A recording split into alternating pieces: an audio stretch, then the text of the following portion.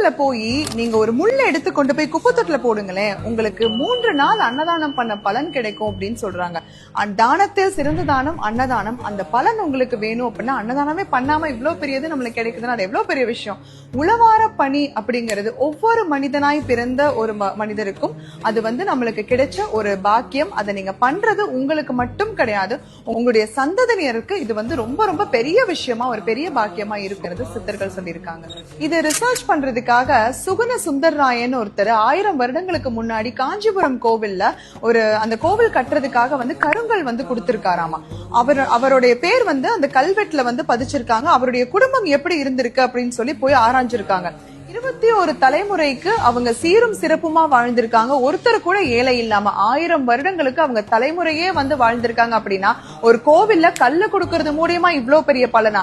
அப்ப நம்மனால ஒரு பொருளா உதவி செய்ய முடியல அப்படின்னாலும் நீங்க ஒவ்வொருத்தரும் கோவில்ல போய் ஒட்டடை அடிக்கிறது, உழவார பணி பண்றது, கோவில் விளக்குகளை சுத்தம் செய்யறது, கூட்டி பெருக்கிறது, நீங்க கோவிலுக்கு போய் நீங்க விளக்கு பொறுத்துற அந்த குச்சியை போடாம வந்தா கூட உங்களுக்கு நிறைய பலன்கள் இருக்கும்.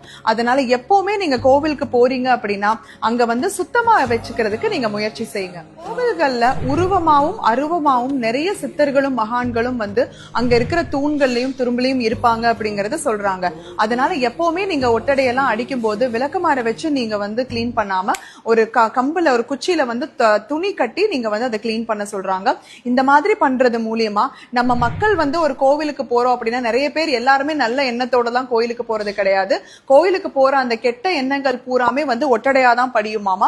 அந்த துர் எண்ணங்களை பூரா நீங்க அந்த கோயில்ல இருந்து சுத்தம் செய்யும் போது அந்த மகான்கள்லாம் உங்களை வாழ்த்துவாங்களாமா. அச்ச பாருங்க, இவங்க சுத்தம் பண்ணிருக்காங்க, இவங்க தலைமுறை நல்லா இருக்கட்டும். இந்த கோவில்ல இந்த உழவார பணி பண்றாங்க இல்லையா, உழவார பணி துப்புரவு பணி பண்றவங்களோட குடும்பம் சந்தனியர் ரொம்ப சீரும் சிறப்புமா இருப்பாங்க. முக்கியமா இந்த துப்புரவு பணியாளர்கள் நீங்க அவங்கள பார்த்தா கையெடுத்து கும்பிட்டுட்டு வாங்க.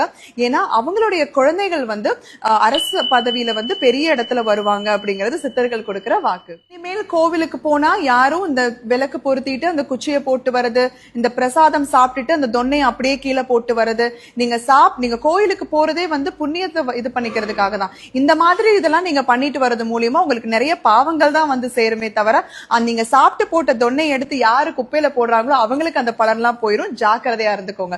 எதுவும் என்னுடையதல்ல, அனைத்தும் உன்னுடையதே. அருளாலா அருணாச்சலா. நன்றி. ஓம்.